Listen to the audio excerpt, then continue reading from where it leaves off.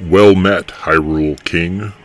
The events we have long feared seem to have been set into motion.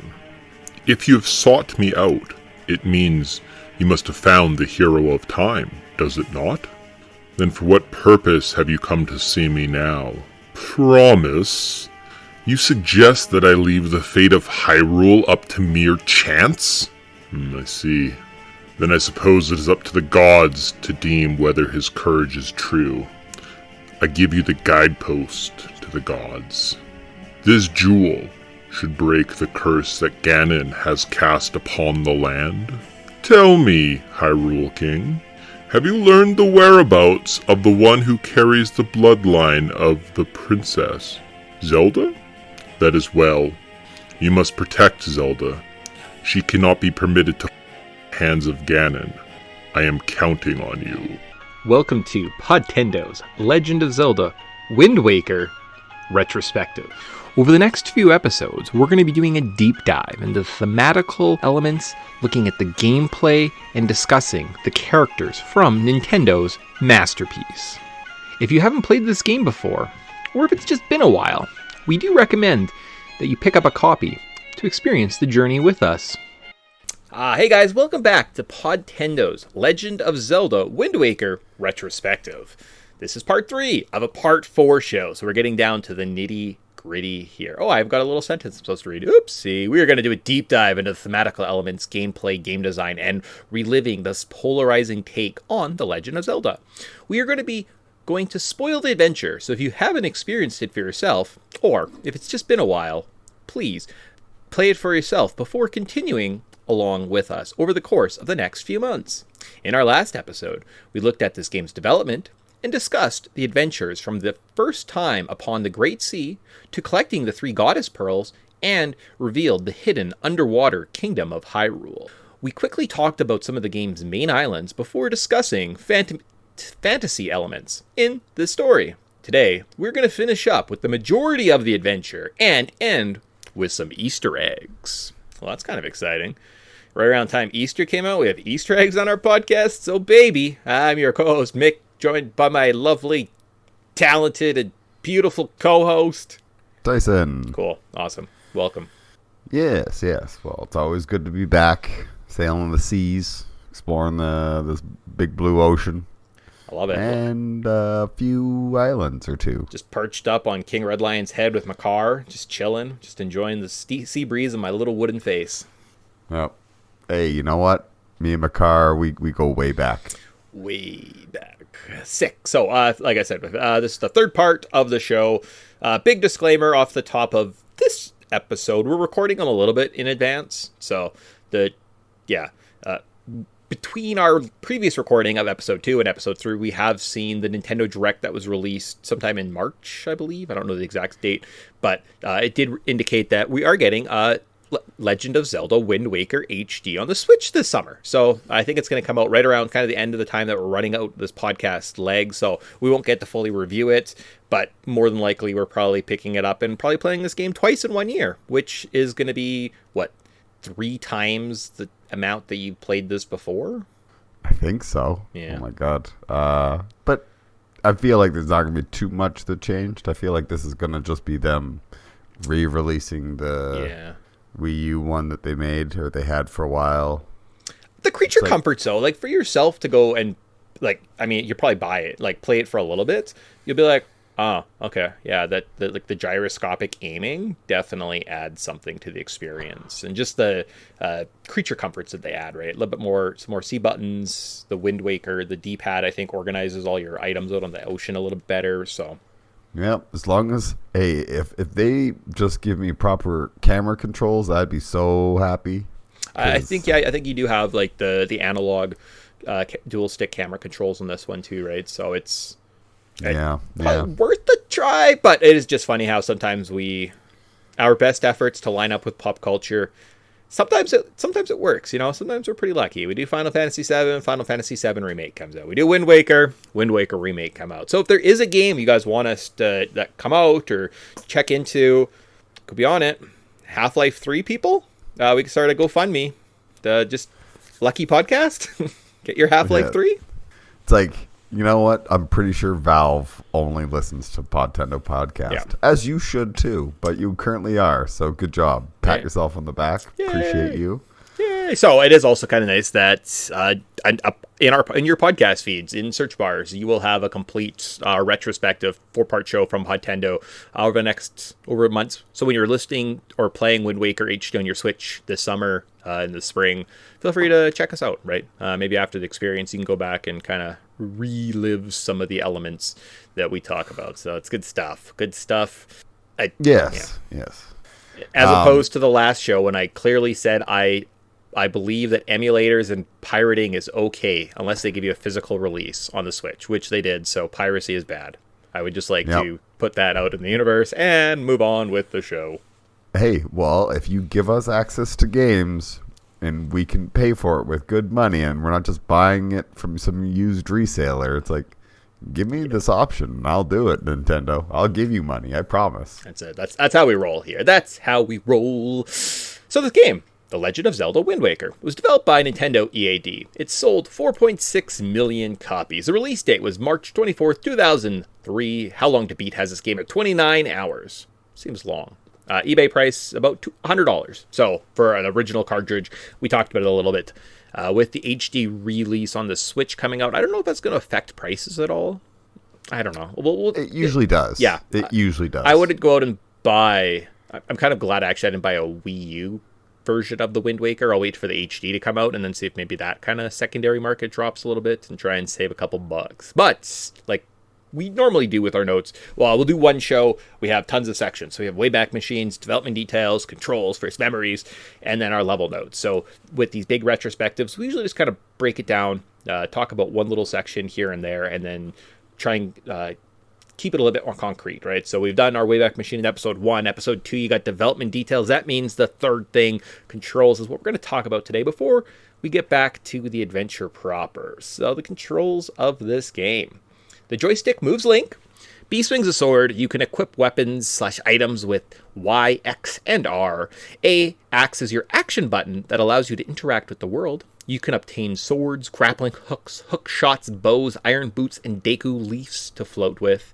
You can obtain 4 bottles that you can use to store fairies, green, red, or blue potions. You can travel the map/sea on a boat controlled by a sail. And a musical instrument, the Wind Waker, can be used to change the directions of the wind, as well as teleport you later on in the adventure. So the controls of this game, are they good? Bad? Tyson? Depends on the version you're playing. Okay. I know for me personally, I'm playing the emulated copy of the GameCube because I don't have it. I ended up having to switch my camera controls. I think it was the C buttons. I had to invert them just so I could look left. But it wasn't like up, down. It was literally left and right for a weird one, I think. And it's like, why? Of all the things, why does the camera, I think when you push left, like default on the GameCube, it moves the camera right? You're like, this is a weird inversion. Interesting. But I know with the HD version, it's not there. So thank goodness. Thank goodness. It might just be a bit of an archaic thing, right? In 2003, was Nintendo big on first, like, one stick movements? I don't know. And maybe it's just a feature of... I think it was the C button. I kind of feel like the C stick on the original GameCube controller moved the controls, right? And I don't know if there was like a way of just inverting it, or maybe you're just stuck, or maybe something is mapped wrong on your keyboard. No, it was the default. I would just set it to the. I had it just set to the. It's a C stick because you're right. The C stick does control the camera. Yeah. But it was weird because it was like I had to invert. I think it's the left and the right, and I was like, that's weird. Why do I have to invert the left and the right for it to work correctly? Does the GameCube just have weird controls? Because isn't Mario Sunshine kind of wonk in terms of how it handles? So it might just be a feature of the GameCube being that way, right? It's same thing with PlayStation. Okay. Like, I was going to say, going back and playing all the Ratchet and Clank games or the Jack and Daxter games, like the controls are inverted. Unless you play the HD release and then they kind of have flipped it, right? So yeah, well, they realized that the standard default is up for up, down, left, right for your camera and moving forward and back. But There's this weird thing with the PlayStation. I guess that'd be PlayStation 2 era. So yeah, it'd been that GameCube PlayStation 2 era where they're doing this weird thing with the cameras. Cool. They haven't quite got that left is left, right is right, up and down. For some reason, all these games have really goofy controls. Same thing with Ratchet and Clank. Like all their shit's inverted for cameras. Well, this is also the era too where the camera was almost as if Lakitu, the little guy from Mario 64, was following you around when it was a third-person game, right? Because you'd get stuck. It would get, like, hung up on corners and stuff like that, right? So it was still kind of a janky 3D... This is still 3D early development, right? They cleaned up the graphics really well. We got that no problem. We got the 3D worlds in the Mario 64s and Ocarinas 5 years later. Man, it looks pretty. Like, Sunshine looks beautiful. Wind Waker, great games. But they haven't quite figured out the game design and the worlds just yet, right? So this is just kind of that era, and then the HD remakes. You know what? You're gonna play it, you'll never notice. But I imagine the same thing would happen if you pick up like a new Jack and Dexter collection or something, or like the Sly Cooper collection or the Spyro. They probably handled just fine. Going back to the original, you're like, this is like a backwards game. What's happening? Yeah, and it's that goofy. Not the game designers haven't all accepted the default like controls. They're still messing around with it, and people do weird things when they're game designers, and it like that whole like the camera is an object in the world, and they haven't been able to figure that out quite yet. That comes later. Cool. Some of the other creature comforts you'll get in the HD upgrade rates, just early complaints, was the speed of sailing. Speed of sailing, they increase it with the Swift Sail, as well as Swift Sail kind of always has the wind at your back, so as you move around the screen, the wind kind of will correct with you, so you're not pulling out the Wind Waker a million times, right? That's a pretty nice feature as well, so that's one of the creature comforts you're getting with the new edition, as well as just the combat, right? We'd mentioned it a little bit on the last podcast, but that's a controls thing, right? It's a little bit more fluid, right? Vertical, the moblins, the bokoblins in this game, they do block quite a bit, especially if they have big sticks or spears. And you can actually work, if you know how to use the vertical, horizontal slashes, a la Skyward Sword, right?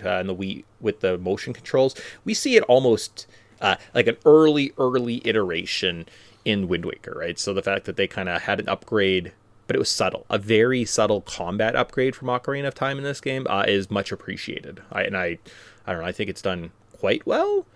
Agreed. Yes. It seems more fluid as opposed to, I don't know what your experience is with the or like the next game that came out after this, Wind or Twilight Princess, but that game you have to learn all your special techniques from like the wolf skeleton guy, and they're very situational. And it's not as fluid, whereas this game, after like one sword lesson, Link's just a baller. Yes, he's no longer held back by the...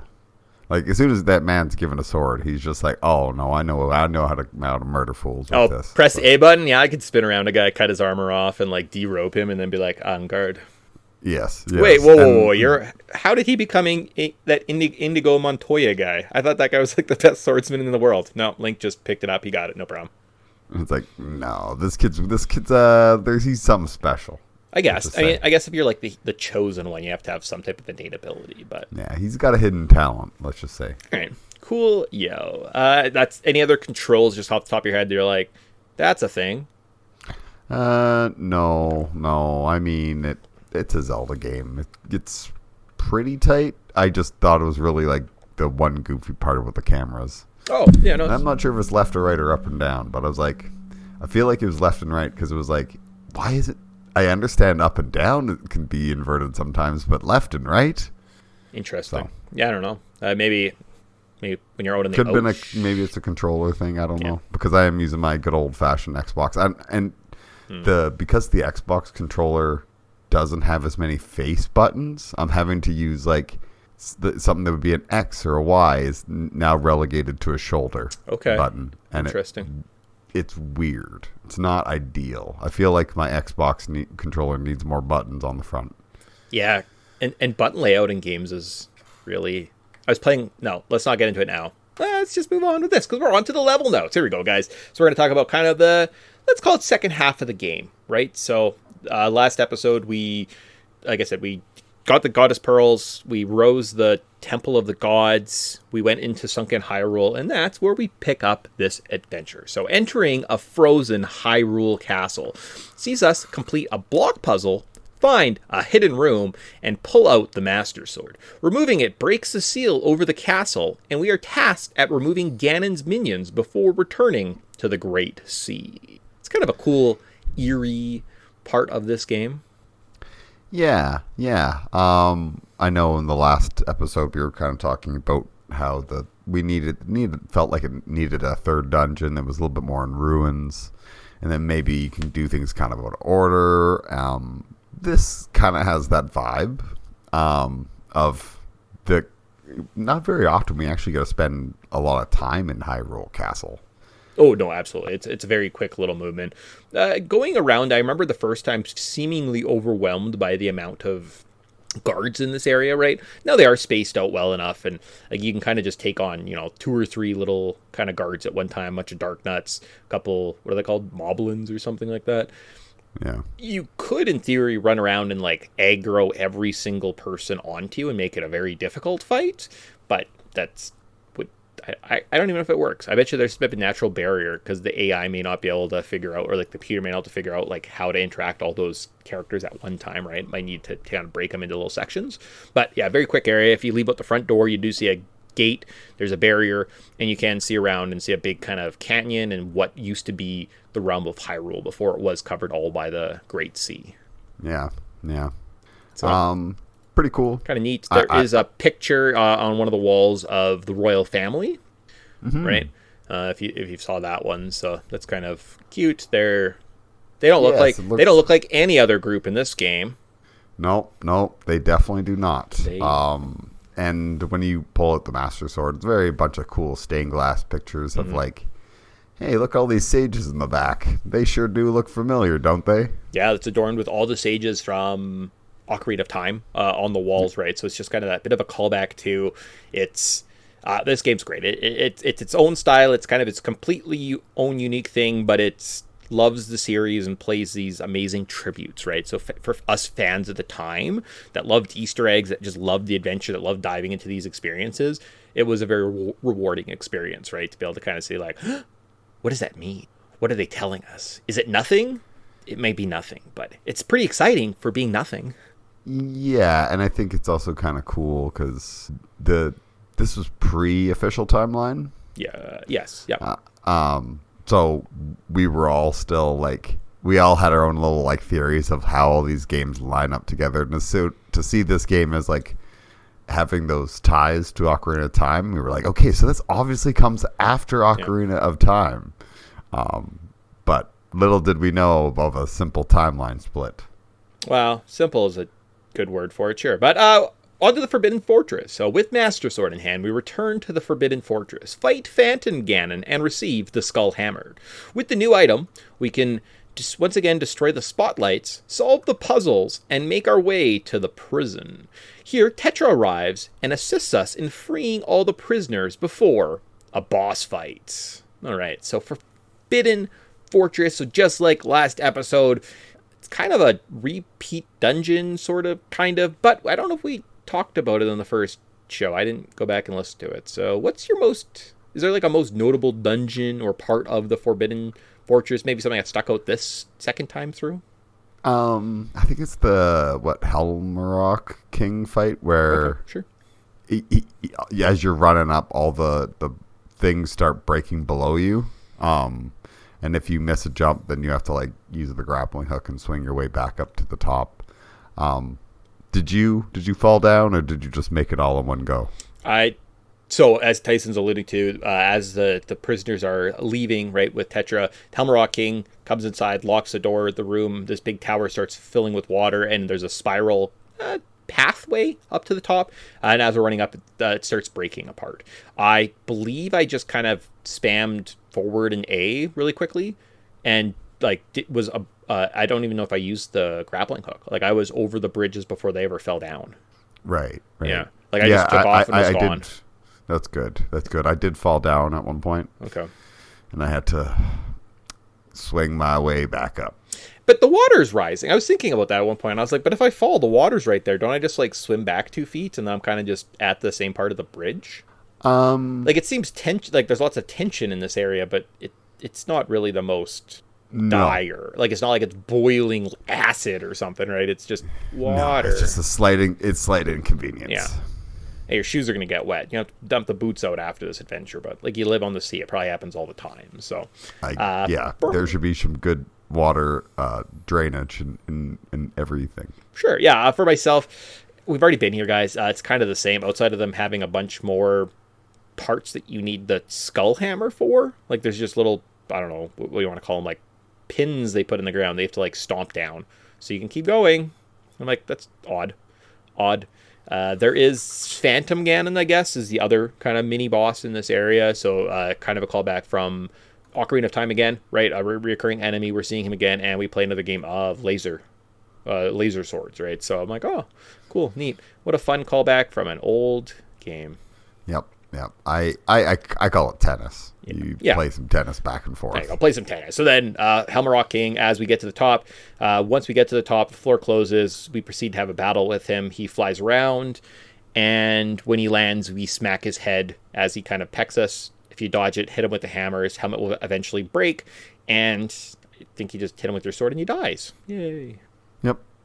Did you remember to take a picture of the bird? No, I haven't taken a picture. Oh. Yeah. Who wants a bird picture? Buddy. Oh, Buddy okay. does. In the one spot. There's an island. When you put it that way. Okay, of course, Buddy. Like Buddy. Yeah, I don't know. Buddy like Elf? There's a... No, it's a random guy. Like, I forget what random island What do you get is. from it? He literally just like, if every unique character, I think this actually might only be in the HD thing because I'm ignoring all camera stuff because I'm like, I ain't got no time for this. You mean on Dragon Roost Island, or not Dragon Roost? By the Great Deku Tree, they have they have like the Miiverse. Yeah, no, I didn't do any of that weird side. stuff. And you literally just get a picture, like a 3D model of all the people. So you take a picture of them, and I think this is the last time you can take a picture of the bird. I'm not doing any of that nonsense, but hence why I don't even know Buddy's name. Cool. Yeah, I also don't know anything about that, so that's why I didn't do it. So cool. From here, though, after the boss fight, we confront Ganon. Find out that the Master Sword isn't powerful enough to stop him. Learn that his magic has increased because we took out the Master Sword. We fell for his trick again. Gosh, man, this Ganon is smarter than us. Before being rescued by Tetra, we learn that she is actually the Princess Zelda, and that we are saved by the Ruto and Valu, the big dragon. We hide the now discovered Zelda in the Master Sword throne room, or whatever that is, kind of underneath the castle, before returning to the surface to power up the blade. Wow, what a twist.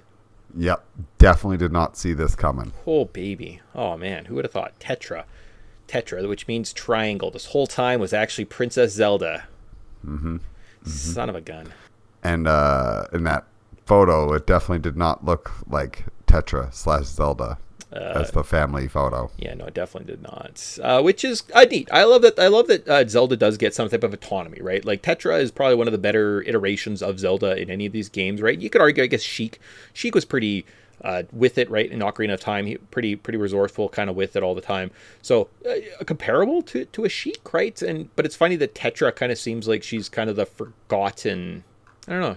It doesn't seem like she's talked about as much, right? She's kind of a little bit of the forgotten one. Now there is the arguments I've heard that she's kind of nerfed after this experience. When she becomes Zelda again, she doesn't do anything. But there's not a lot left in this game, so there's just not a lot in this game going on narratively. It's not like they don't give her stuff to do. It's just there's not much to do.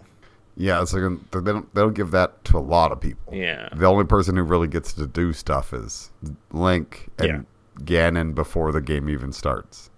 Kind of, and he has like a cool monologue at the end of the game. And that's about it, right? So it is one of those things where I think with a little bit more time, if they could have had, again, 2 more dungeons in this game, I think there's a couple themes that we see kind of later on that we'll talk about actually in the next couple minutes here, right? That could have been built upon, and I think could have been a bigger, grander narrative, but things are, again, we're just cut for time, so cool switch with Zelda, and yeah, she doesn't really do much. She just chills in the Master Sword throne room, but it is what it is.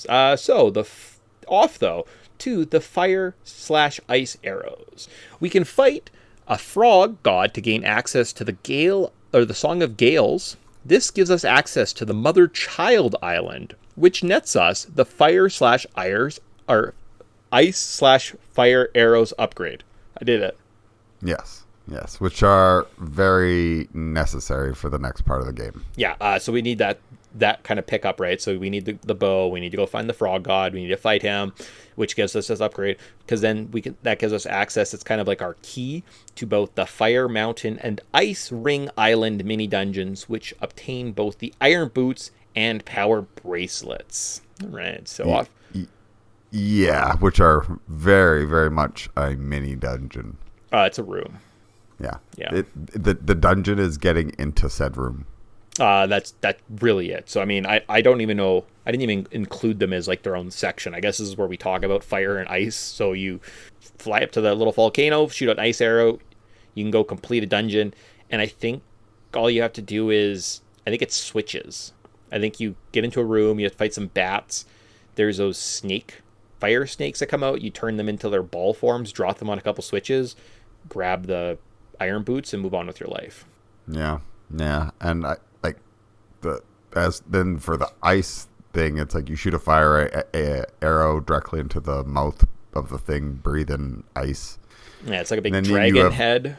Yeah, then you have like 5 minutes to move along a slippery path to get in there, and it's like, congratulations, melt some of these ice enemies and ice blocks, and here you go. You got yourself. No, I think this is where you get the iron boots. Oh, that's right. The fire dungeon is the power bracelet. Sure. You come in and there's like a big, strong, gusting wind right beside you, and if it kind of pushes you into the hole, and you see a treasure chest. Well, guess what? Treasure chest, iron boots. You put it on, you walk past the wind. Yeah, and then power bracelets are in the Fire Mountain, but that's it. You're like, wow, you guys really threw what were supposed to be this game's fire and ice temples. You kind of breezed over it.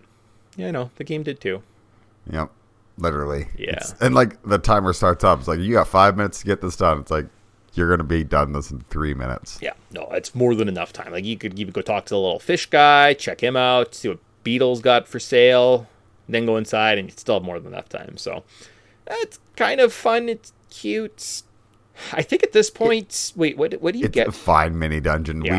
We need content. It's just funny that like it feels like we have like no equipment. And then all of a sudden they're like, I guess here's some equipment. Well, that's the problem with Zelda dungeons too, right? It's because historically Link has always got his equipment in dungeons, that they can't just naturally give you a ton of items, right? Like they can't just give you the bombs outside, plus the power bracelets, plus the iron boots, without seeing it somewhat suspicious. Yeah, so they kind of have to like cloak it in a room themed kind of. Yeah. But that's kind of a good point. If you don't have dungeons, how does Link get equipment in a Zelda game? Yeah. I guess these random mini dungeons. I guess so. Cool. From there, though, we can head to Headstone Island. So now that we can move the rock on Headstone Island, we can learn the Sage's song, notice a harp, and if we go play it for Medley, she will awaken as the Sage of Earth. Does that? Yes. Yeah. It's kind of neat, kind of cool. Did you knew about Makar and Medley before playing this game, right? Yes. Okay. Yes. And I mean, they're kind of in the first parts of this game. They're one of the few kind of characters we can kind of more than interact with. Mm-hmm.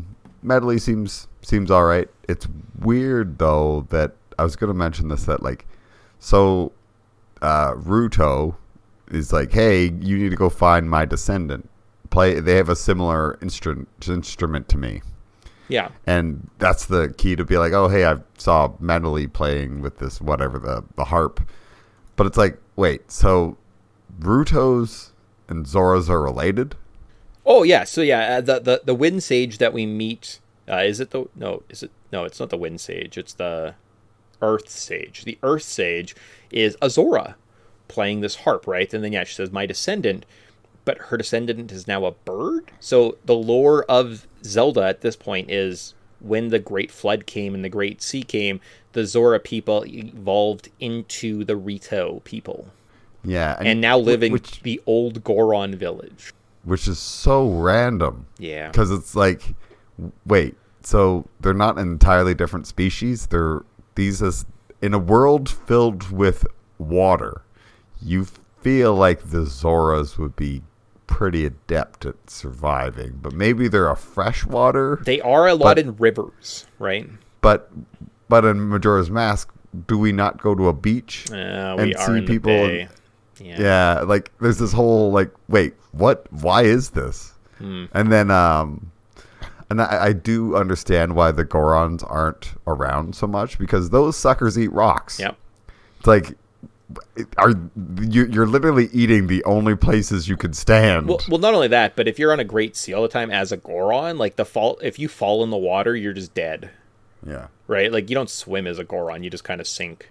Yeah, but what do they eat? They eat where everybody lives. They eat all the islands. Yeah. No, I agree. Right? I mean, I guess you could have had, like, there's still a couple guys kicking around the Great Sea, still trying to do something, right? So, where were we? Yeah, that's one of those weird ones. But unless you go to Breath of the Wild, and then we both have Ritos and Zoras, and they're completely two different races, so. Yeah, so at some point, I'm just going to be like, the Zoras are extinct, or maybe but not the original, around. but also I guess in Breath of the Wild or Tears of the Kingdom, the original king of Hyrule was like a dog man. True. Right. So sometimes, like a llama. Yeah, sometimes it just doesn't make sense. I think that's how it happens. But we're off to the Earth Temple. So once inside, we learn that we can control Medley using the command Melody. We can use her to fly over some gaps. Her harp reflects sunlight so that we can use... and we must use these 3 abilities to solve light-based puzzles in this dungeon. We fight some Redeads, some Stealthos, gain the Mirror Shield, must solve some mirror siding puzzles before... Or mere sliding puzzles before making our way to the boss. So what is your most notable or most interesting part of the Earth Temple? I love the redirecting all the sunlight. Yeah, that's the best. Sunlight to kill the pose, but it's cool because it's like there's a face, like a statue, and you have to control her to shoot light at the one eye, and then you have to shoot at the other eye. It has like a very Soul Temple feel from Ocarina of Time kind of thing. Yeah, which makes sense because it's like this is when we're getting the Mirror Shield. But yeah, just I like that. I think I always enjoy that kind of puzzle. I think it's very clever, and you don't need to follow a guide to do it. You can just kind of figure it out. Yeah, using the 2 characters to beat this dungeon, right? Like Medley is one of the better playable, well, out of the 2, I think she's far and superior, the better option, right? Her being able to kind of fly, reflect beams on you, right? And then you can kind of be her being a deflection point for a beam so that you can go stand on a pillar and like open up a wall, get some treasure. It's a lot of fun. It's very satisfying hitting all the little rooms. You kind of want to keep going. There aren't any like bad parts of this dungeon. And I think myself, I said, yeah, there's a big room at the end where you have to do a bunch of sliding puzzles, use Medley as a relay to kind of bounce the light around the room a couple times. And I don't know, I thought that was one of the more fun, challenging, rewarding rooms for sure. So on to the boss of this area, though, is Jalhala. He is a big ghost made up of little ghosts. You shine a light on him with your shield, and then he breaks into a bunch of little parts, and you destroy the little ghosts inside him, and he will die. Yep. Pretty straightforward boss, but I like the design. I think it's pretty cool. Yeah. I also just like the pose in this one. They are kind of cute. They are very cute. Yeah. But what's those Stalfos, or what the heck those things that are like the screech and then you freeze? Oh, like the Redeads. Redeads. They have a great design in this too, with the big red glowing eyes. You're like, this is the most terrifying version of this creature that's already terrifying. Yeah, and this dungeon is kind of an interesting approach. Like it is some type of weird crypt where it has these Redeads and a bunch of sarcophaguses lining the walls, as well as that light puzzle that Tyson alluded to earlier, where you have to shine the light from 2 different points into its eyes to make it glow. Did you notice that it's a giant Redead statue kind of crawling out of the wall? No, I didn't. I just was like, oh, it's got the. I was more looking at the design of the eyes, not the actual design of the whole statue. Yeah, you should go back or like pull up an image right now and you'll like look at it, and it is like a big redead kind of crawling out of the wall, right? So this is some type of crypt area or something, right? That was used to help to kind of protect the sacred seal that was used to kind of infuse power into the Master Sword. So that was kind of the point of this dungeon. So it is very specific. It doesn't have a grander purpose, and maybe as the ones in Ocarina of Time did. But yeah, it's definitely kind of creepy. It's fun, and there's something you can do with the Stalfoses. So the there's like a secret with the Stalfoses. If you take their, you break them, you hit them a bunch, or if you throw a bomb at them, they blow up. And if you pick up their club, when they reattach themselves, they need a weapon. So instead of not having a weapon, they pull off their own arms and then try and beat you to death with their own arms. Oh, that's awesome. Yeah. That's a great touch. Yeah, so it's one of those kind of fun things. So like once you figure that out, that bombs, Stalfoses, it's good. It's great. It's a good use of, it's different, right? It's different from the Stalfoses we've seen in the previous game. So I kind of appreciated that. From there, though, we head on to Gale Island. So this is our next dungeon location. So our task at visiting the Gale Island, learning the new stage song, notice a fiddle before playing the song for the Kokorok Makar, and he awakens as the Sage of Wind. Yeah, and what's his name? Fado, the kid that looks like Link. Yeah, he's a Kokiri. Very interesting. It's like, but I thought this wooden version was like the true form of Kokiri, so I figured that he would have been like a little wooden guy with a mask on, like a Kokorok, but it's like, no, he's a Kokiri. I'm guessing, I'm guessing that these sages, and I don't know the timeline, like it seems, again, for him to have that violin and then to have died, it must have been a while ago, right? For him to bestow it upon Makar, but the implication here is, as Tyson alluding to, is the Kokiri turn into these little wooden Kokoroks. Yeah. Okay. Which is interesting. You know, I like. I mean, it's as an evolutionary fantasy adjustment, it kind of makes sense, right? If the world is inhabited by men, why not be children in the woods, right? That'll be the least threatening thing, right? A bunch of men come upon children in the woods, they're going to be like, oh, these little elf people, they're not a threat to us, right? They're more than likely they're going to offer assistance and try and kind of be threatening. So you could potentially, as a defense mechanism, survive better. Whereas a world where man isn't around, being something a little bit more wooden where you can plant yourself, right? Maybe you have to live months and months and years by yourself on these little islands, having a little wooden guy that could potentially just live off the existing ground, maybe as a better defense mechanism, as well as maybe hiding yourself as like a tree is the next best defense mechanism, right? So no longer is the kindness of man or like the threat of man the most dangerous thing in this world. It's the actual elements. So having a wooden structure just makes you a little bit more secure, right? It protects you a little bit more. Yeah. Well, or if it's just like how they get nutrients of like earth, and the and moisture lights from the rain, stuff, and sun. lots of moisture, yeah. So interesting. It's like it's kind of weird. It's like a weird diversion, but I like it. It's cool. Isn't it weird? I appreciate it. Like you buy into it though, right? Kokoroks, you're like, yeah, no problem. But then Zora's Toritos. Yeah, that one's like, still, you're just like, are you sure you're not just cousins? Yeah, like, maybe you guys came here somewhere else? Is this hey, and maybe that's what it is. Maybe there was some type of weird, like, Game of Thrones sex stuff going on, and, it was just a cousin that came in, right? So it was, what are the Targaryens, right? They were kind of like magical people. Maybe it was a weird cousin, I don't know. Could be. Flying fish exist. So I'm sure there's flying fish in Zelda exactly. somewhere along Flying the line. fish met a bird and was left its fish husband for the, I don't know. Okay, onto the wind dungeon. So inside, we learned that Makar, we can use Makar similar to Medley. He can fly around, but also he can make trees grow in certain areas. Okay. We make our way through a few easy rooms. Makar gets captured. We find a long vertical room, get a hook shot before turning on a big fan. Link and Makar can now travel through the various floors of this dungeon, solving some puzzles before gaining access to the boss. So what is your wind dungeon? Any thoughts, comments on it? Notable dungeon puzzles? No, it's pretty... Honestly, the bulk of this dungeon is that big circular room with the fans at the bottom that blow you to the top.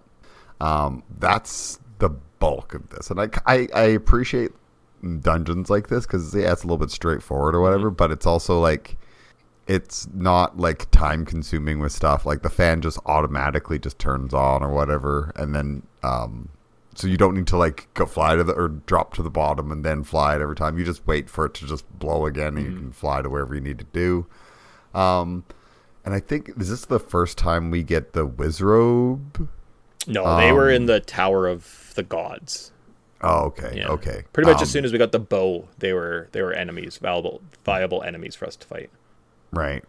But I like the Wizrobes in this one. For some reason, they really stand out as they're like, wow, these guys are an actual kind of threat. And they look like Toucan Sam. Yeah, they're cool. Yeah, cool. For myself, I like wonder if they're also related to the Zoras. One of the very first areas you go through solo, you get to a big, I want to call them like sage block, where it's got the sage, the song of the dungeon. You must bring Makar to it, play the song, it'll break up, and you kind of move on, right? So it's a big kind of circular loop. You end up in the big room, you get Makar, and then it's proceed through the dungeon. Well, behind there is the boss key. So this innocuous room that you kind of walked by, you have to return there. It's a little bit more challenging to get Makar across this kind of sliding puzzles, right? You have to kind of be a little bit more careful. But I kind of like when dungeons do that, right? When they actually challenge your memory, and that's you a puzzle, right? Where is the boss key? I don't know. I haven't seen it for a while. Well, maybe you have to go back earlier on, right? Check out that side route or something like that. It just kind of adds a little bit more exploration, and it's like a different type of. I don't know. It's kind of neat, so I like that part. And the boss in this area is Molgera. So we enter a room filled with sand, and a giant sandworm arises. We must do battle. Hookshot his tongue allows you to do damage. You must avoid being pulled into his mouth, his little worms that he spawns, and avoid him when he flies around the room. So I guess, as we didn't mention, you get the hookshot in this part. Yes, one of my favorite weapons in every Zelda game. Doesn't have a ton of uses in this one, but yeah, it's super late. Like, it's explore a couple dungeon or islands, right? So yeah, and use it in conjunction with the iron boots to like pull stuff down, which is that's cool. Yeah. I didn't really think of that, because I think it was at Ocarina of Time, even with the iron boots on, it's just got to pull you to wherever you need to go. So I like that like little wrinkle they that little like equipment interaction that happens, which is neat. Sure. As for the boss, Molgera, I'm a sucker for a sand monster in a Zelda game. And those little baby Molgeras that come chasing after you are kind of a pain, but I appreciate how terrifying they are. So. Molgera. Is it only in Wind Waker? I just wondering, I was like, there are other sand kind of worms or something, right? But it looks like Molgera, when I type it in, is the only one that comes up is in Wind Waker. I was thinking, like, A Link to the Past. I'm pretty sure there's a Molgera in that game, but apparently that's a different sandworm. So it is a unique guy. So cool. With that, and then I guess just mention, as you get to the bottom chamber, you release the Molgera, right? You cure it. Makar comes in, and him and his sage ancestor kind of start playing a song. And they say, we're going to pray for you. You inject the Master Sword. It kind of is now fully powered up so that we can have a chance against Ganon. And that's where we actually are going to stop for today. So we have a fully charged Master Sword. We're ready to go. We do have to do a little bit of side questing around the Great Sea before we go challenge Ganon, as well as we have to do a little bit more recon on Ganon, and we have to find the elusive Triforce. So we have a couple little things left to do, but I think we're going to leave that there for now, and that's just kind of the end of it. One noteworthy part, and I think when I mentioned earlier how this game could have used a little bit more time in Incubator, I think there was a bit more story to tell. There was more to talk about, and I think they missed out. So I think what they were trying to go for, the song that they play in the basement while they're praying and they're kind of challenging. What song is it, Tyson? Is it the dungeon theme that we played? Do you remember? I can't remember off the top of my head. It is the theme of this game, the Wind Waker theme. The dun, da, da, da, da, da, da, da, da. And I thought, that's a really cool narrative, right? Especially in a world where the ocean exists and the wind is this big thematic element. And in stories, you hear songs of the wind, right? That's kind of a common narrative trope.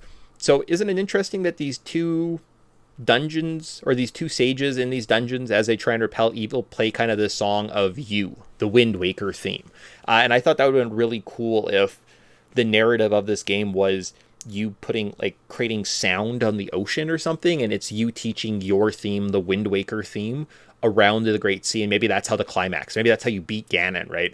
Is as he goes to deliver he's depowered because your theme throughout the game, you've been spreading your sound, your song, your kind of influence over the Great Sea, and it's the Great Sea coming together and playing the song, which ultimately defeats Ganon, right? I was like, what a cool narrative motif you could have been, and like, what is the final battle? It's you, the conductor of the winds, conducting everyone and playing the Wind Waker song, and that's how amazing would that narrative have been? Yeah, kind of. It feels like it's almost there. Do you not see that? It's not a fully developed idea in this game. As I say it, though, you see the parts. Why are these two sages playing that song after this dungeon? It's because it's your song, it's your theme, it's you're conducting this giant orchestra of the wind across the Great Sea, right? And it wasn't fully realized, and it's one of those things. I know we missed some dungeons, guys, but I kind of feel like some of the narrative points that they didn't quite get to in this game that I see, that I know that's what they were going. Well, I don't know. I'm going to canon in my head. I'm going to head canon that's what they were going for. That's almost a little more disappointing than like that being, we talked about all the dungeons in this game. I'd rather talk about this more epic narrative aspect than say we had 4 more dungeons to do or something like that, right? So again, just a little bit of unfinished work, but if you kind of see what they were going for, I think there's a lot in this adventure. Yeah, and it's like in Link's Awakening, you're going around and you're trying to awaken the windfish. You collect instruments. So you're going around and collecting instruments. Like this would be like you can go around helping the musicians and teaching all the musicians across the land, or maybe like you do that as this is how you get the true ending, or this is how you get the blah, whatever. You know what? You get the 5 or the 4 sages playing the song. It opens the main door.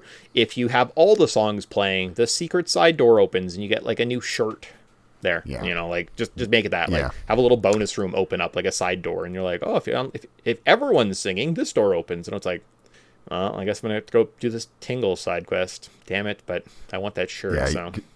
Because they'd throw him in here somewhere. Yeah. So and like I'm not saying that again. It's my headcanon, and I think that's kind of what they were going for with this story, but obviously not fully fulfilled, right? So, but big point. We're gonna stop there. We'll come back and kind of talk more Triforce collecting and side quests next episode. So, but we're not done. We still have to talk about some of the mysterious areas of the Great Sea.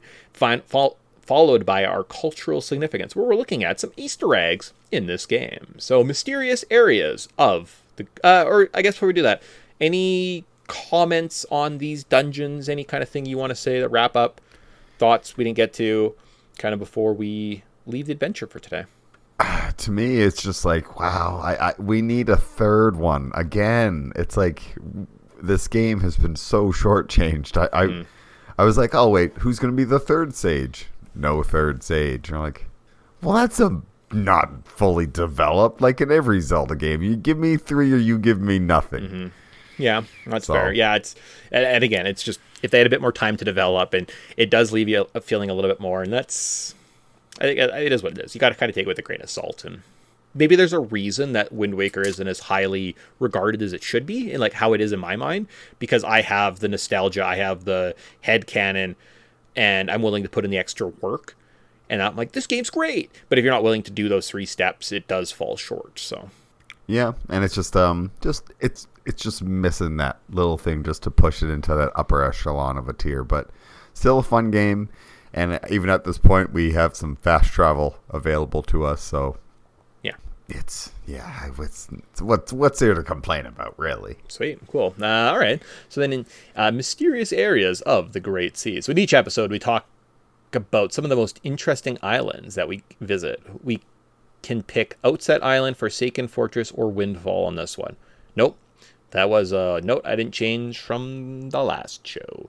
Well, Gale Island. So the mountain top to the Wind Temple, located the top of the map. There is no one-to-one location for which part of Hyrule is represented here.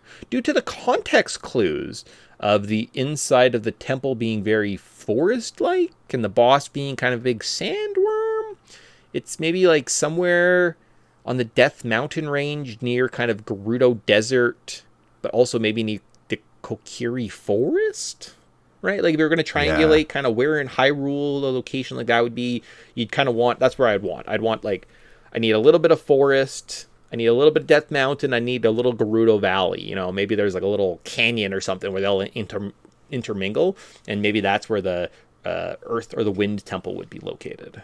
Yeah, it really just does feel like they're just trying to grab pieces, and there's no coherent one-to-one representation of what it is. They were like, here's a little Death Mountain, here's a little Kokori, like, yeah. Okay. So, all right, the Fire Mountain, most likely just another volcano that's part of the Death Mountain range. So it's pretty close to Dragon Roost Island, which is Death Mountain, right where the Gorons live.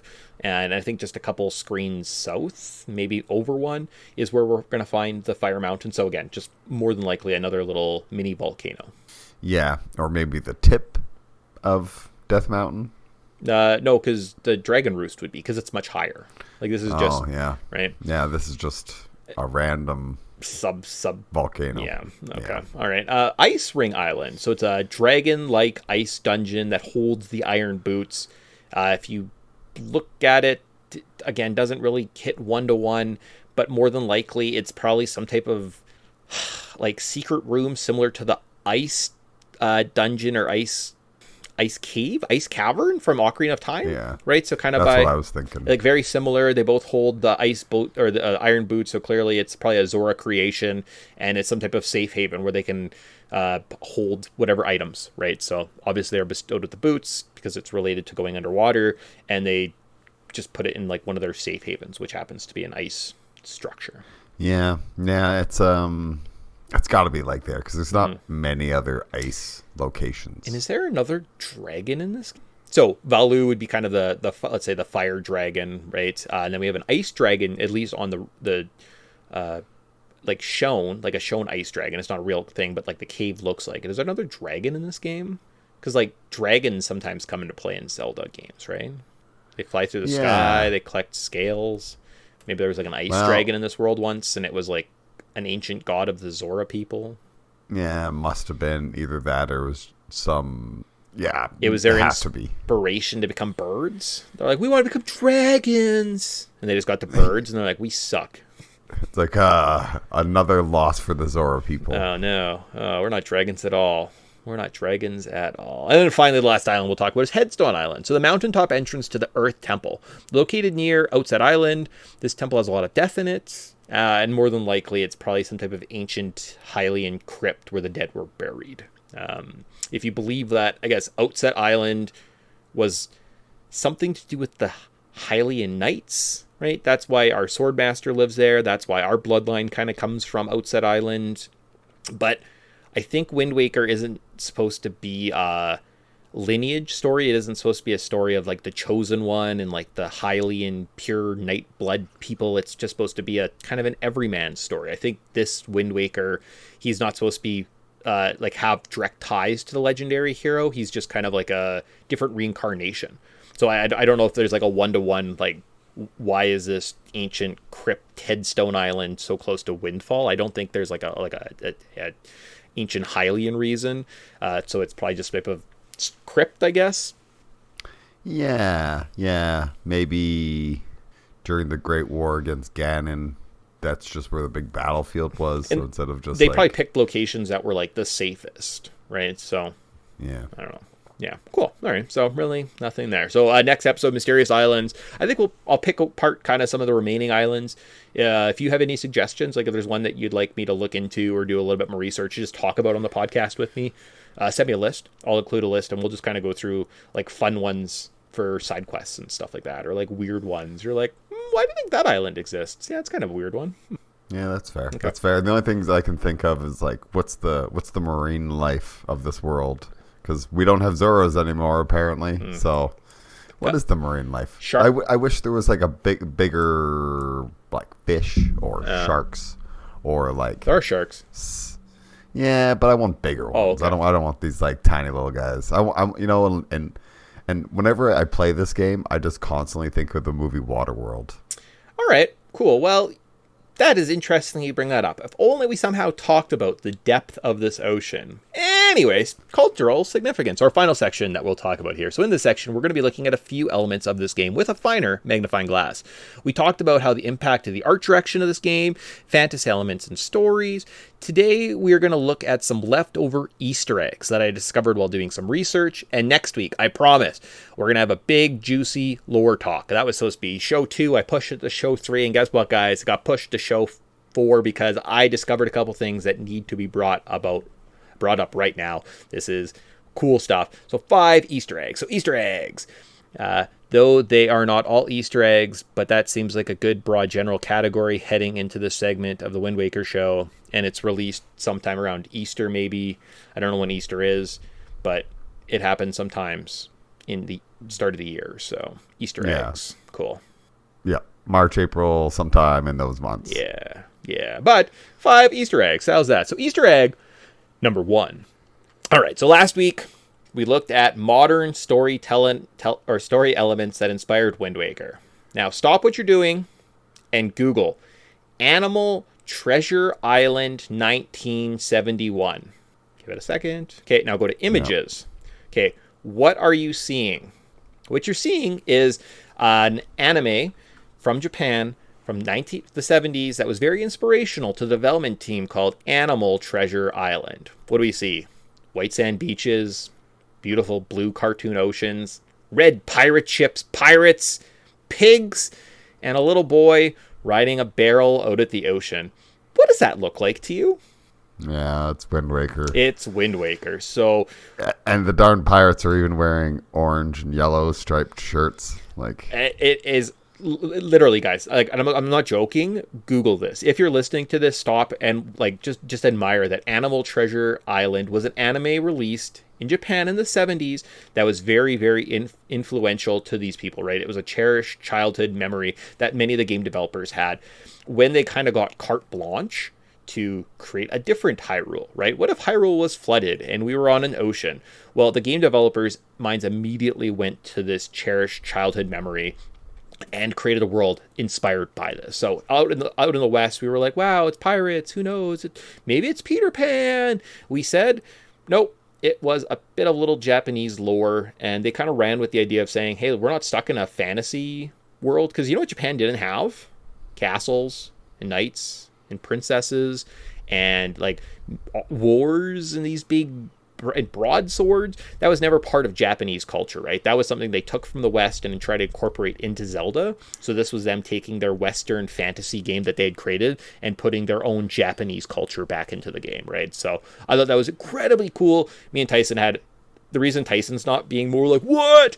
He knew about it. So we gushed about this last time after we recorded when Mick showed me this, and I was like, what the hell is, like, this is so crazy how it's like, this is Wind Waker, everybody. Just hopefully you took the time and you Googled this because it is worth discovering. Mick, I don't know where Mick stumbled across this, but I went to some deep parts of the internet to do research on this one. Yeah, I thought that was incredibly cool. I haven't got around to watching it. Maybe by our next show. I think it's just kind of hard to find, right? So, and also I don't know how often I want to watch an old anime. Maybe I'll just look more at some pictures sometime and appreciate where it's coming from and think, hey, that's darn cool. All right. However, this anime was based on the 1883 book Treasure Island by Robert Louis Stevenson, who also wrote Dr. Jekyll and Mr. Hyde. All right, so when Googled together with the author of Peter Pan, J.M. Barrie, you find out that there were some letters found 4 years ago, people. So this is a pretty recent update that outlined that the two authors had a great respect for each other, though never met.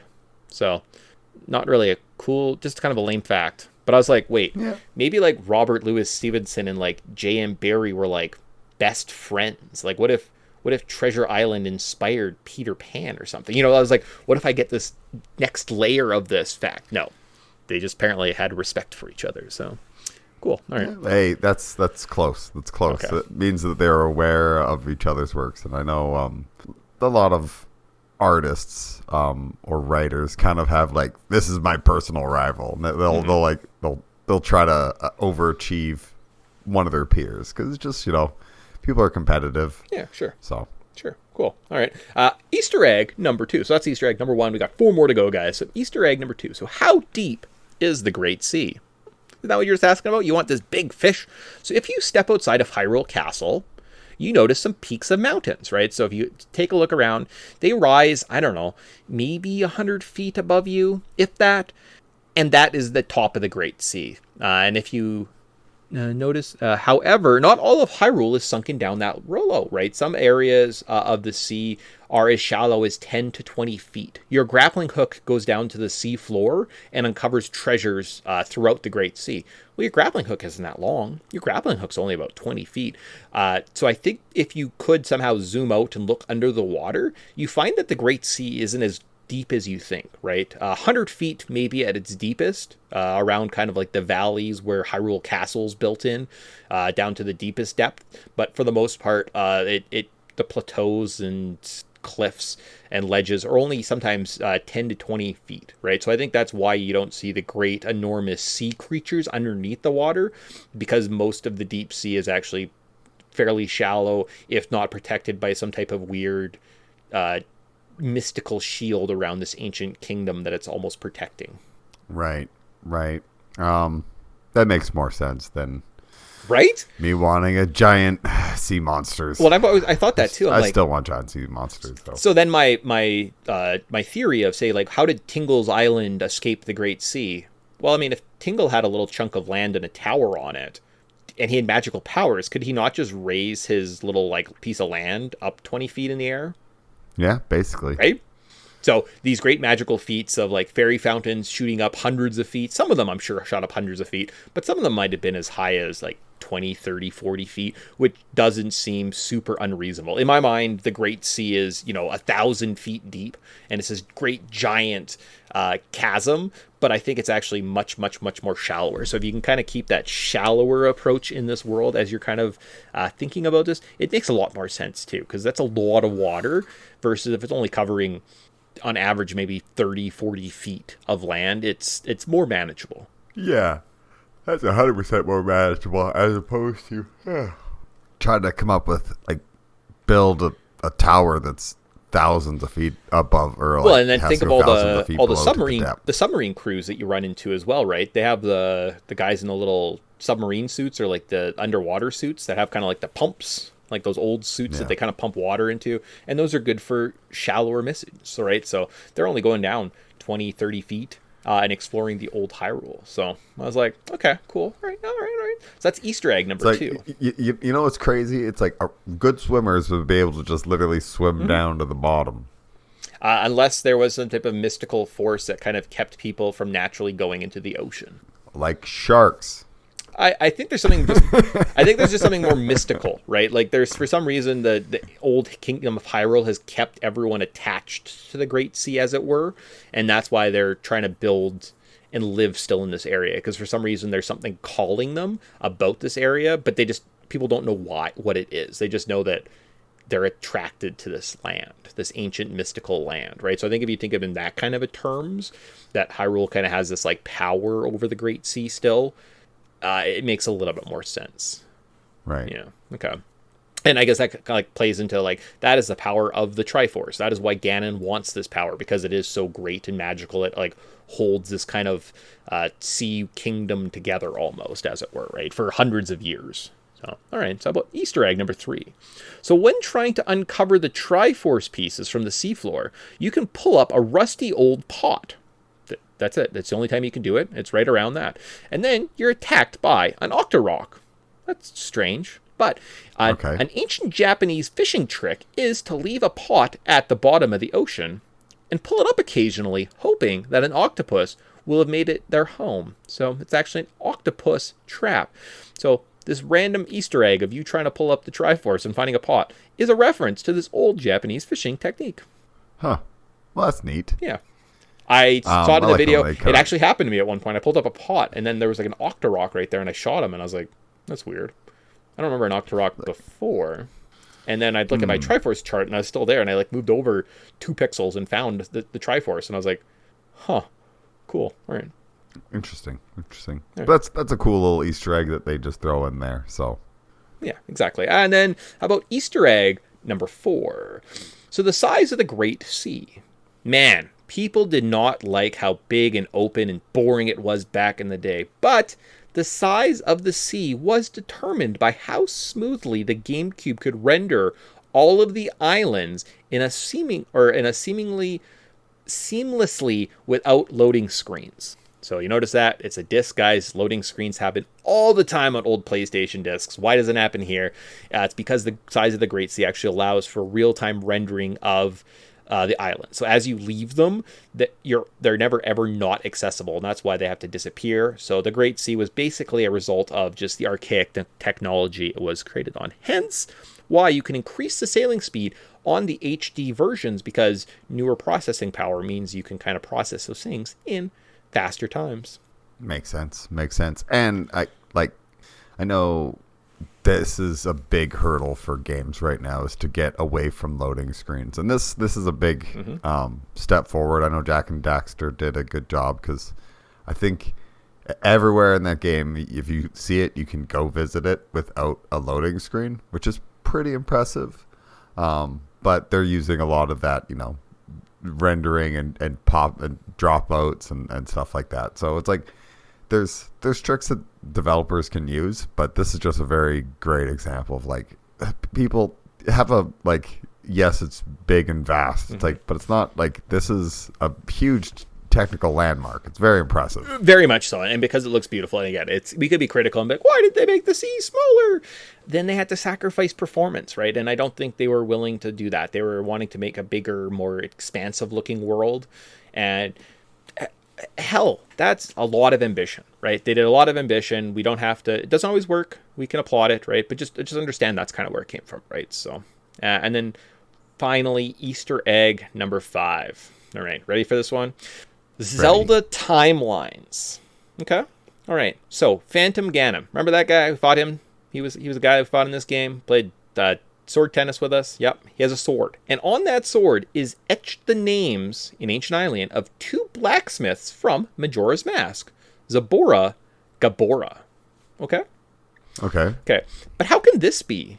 There is no Termina, right? There's no Termina in this world. Well, if you think about the timeline, after Ocarina of Time, we have to establish one definitive point.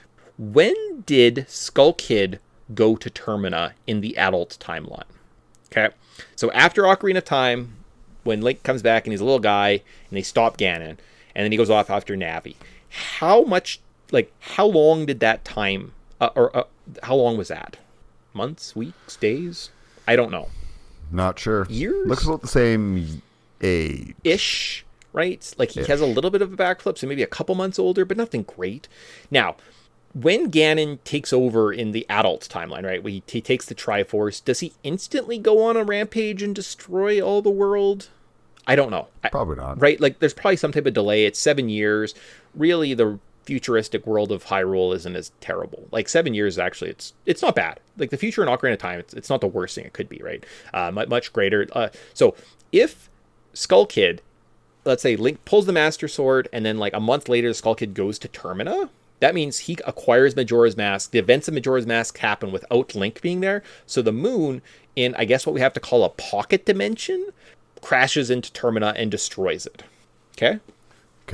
All right. Well, if that happens, would Zabora and Gabora, the blacksmiths in Termina, not be dead? So would that mean they're not in the afterlife? So would that mean that Phantom Ganon wouldn't, in the afterlife, get the 2 best blacksmiths of the world to build him a sword? Maybe? Okay. All right. So if you can wrap your head around that, would that not explain how that inscription would appear on his sword in this game, right? So everyone in Termina, that pocket dimension died, and I guess they're all ghosts now. Yeah, there is a lot of ghosts in this world, even to a point where the sages that got straight up murdered can still just show up and be like, "Sup, Link? How you doing? Let me teach you a song." So, and I guess with this point too, with my Termina point, if Termina was getting destroyed and was destroyed, would a character maybe like a Tingle, who maybe has some type of weird ancient power, who lives for 100 years on the Great Sea with no issue, maybe he have not left Termina back to Hyrule before it was destroyed, right? I don't know. I've seen a little bit, so lots of the videos will talk about this, and it's like unsolved mysteries, and like, how does this happen? I kind of feel like it is cleared up if you just assume that Termina has been destroyed, right? By Majora's Mask, right? Skull Kid and Majora's Mask destroyed it. Tingle luckily escaped, thankfully. Holy, good thing he escaped. But everyone else was basically destroyed, and that's why Phantom Ganon was able to have the Phantom Blacksmith make him his sword. Yeah. Yeah. There's definitely something there. Okay. So cool. So more of a discussion point. Yeah. Wrap my head around it a little bit better. Oh, okay. What are you confused about? Let's maybe take a quick second and talk about it, because like this is a podcast, hey, so we're supposed to talk about things. So what part of that are you not like 100% bought in on? No, I'm just trying to think. So it's like, okay, so the Skull Kid goes to Termina. Yeah. But would he have Majora's Mask? No, because he already stole Majora's Mask from the Mask Salesman. See, for some reason, I thought him having the mask was hinged on Link going there, but it's not. Yes, he shows up. It's just a coincidence. Exactly. Well, if you think about it, he's in the Lost Woods with the mask on, robbing Link, right? Yes. Yeah. Yes. Yeah, because he's prior to Link even stepping foot into that, he's already stolen it from the mask sale. Exactly, right? So he's there for some reason before Link gets there by a day even. I don't know how long it is. A day, a few days kind of thing, right? So a short period He seems of time. pretty maddened by it. But yes. So if that happens and Link's not there, what happens? The moon crashes into Termina and it's destroyed. Yeah. Anyway, from Termina either moves or dies and is a potential ghost. And if you believe in, if my theory is Tingle, why does Tingle have an island and can do these charts and seems like he's old? Well, if he's an old, ancient, magical being, that's the kind of creatures that escape Termina, right? You have to be magical to escape it, especially on the eve of destruction or something like that. So, yeah, more or less. Yeah, because maybe that's what killed off all the Zoras, or caused them to turn into the Ritos. See, yeah, like that's a very exactly. That's a traumatic event that could have altered something, right? And then I guess in that world, Termina's destroyed, but it's 7 years in the future. So Tingle finds his way to Hyrule, and it's a peaceful land. Okay, right. Yeah, that's something there. Again, you might have to draw it out. I was like, if I was ever to make a YouTube video, I feel like that might be one of those ones where I'd have to clear it up a little bit, but I think with visuals, I could definitely explain my point better. But there you go. How is that for your 5 Easter eggs for The Legend of Zelda Wind Waker? That's pretty good. Pretty good. Cool. I was trying to think of like any Easter eggs that I kind of came across or I noticed along the way, but no, I don't think I came across really anything. Okay. Besides the Kokiri kids are now Kokoroks. Yeah. Which is like, sure, whatever. The Zoras are burritos, so don't think that much about it. Yeah, and the Gorons technically are the biggest threat to society because they're actually going to be trying to actively eat every little chunk. Just think, a little chunk of land every day on islands, and that's all. That island is all you have. It's like this is a menace. Maybe that's why this is a bigger threat than Ganon currently. That's why you're thrown into the sea. Yeah. All right, sweet. So that wraps up part 3. Next week we'll come back. We'll do just kind of a quick wrap up. Like I said, we'll kind of talk a little bit of the lore. I already kind of mentioned a little bit of kind of what I was saving up is the theme of the Wind Waker. You're the conductor of the winds, keeping that song, bringing that song, playing it right across this kind of magical kingdom of the Great Sea. But we'll get into it a little bit more. So looking forward to that in about a month's time. And yeah, and probably around that time, Wind Waker HD might be out almost. Yeah, we'll see how the reviews are, and if it's literally just the Wii U version. It probably is just the Wii U version. Yeah, they tend to do that. Yeah. Sweet. So with that, did we miss anything? No, I think I have to say James Bond, because I didn't mention it once, but here we are. So, yeah, no, I look forward to coming back here and wrapping up this adventure, and it is only our luck that... Yeah. There's a new HD release. Hey, you know what? So. You plan to do X-Men 97 cartoons. You watch all the X-Men movies, and it's delayed a year, and then it's good times. Good times, us. Yeah. Yep. Well, and then they fire one of the head writers like weeks before this. Great. great. Okay, so, well, just our luck. We're excited for Wind Waker. Hopefully everyone's excited for Wind Waker, and you guys are kind of following along. Hopefully getting the adventure spoiled before you get to play it for yourself for the first time in years, right? Hopefully we didn't spoil too much and just kind of gave you more beacons where to go. We didn't give you too much detail, and you're like, oh, now I don't even have to play the dungeons. You basically told me how to do every single puzzle myself. Yeah, it's like, we try not to ruin that stuff. We just like to mention the fun stuff. I don't think we were that specific, so if you're that upset, that's unfortunate. But we'll say goodbye, and we're back in 2 weeks, and we're playing Pokemon Snap. Is that right? Yes. Nice. Yes. For the first time, I swear. Yep. Try to prove us wrong. If you have a previous recording of us, I don't think you do. I don't think it exists. So there you go. So brand new game, Pokemon Snap for the N64. Ooh, baby. Till then, bye. Yeah. Should be good. Yeah. See you. Yeah, bye, guys.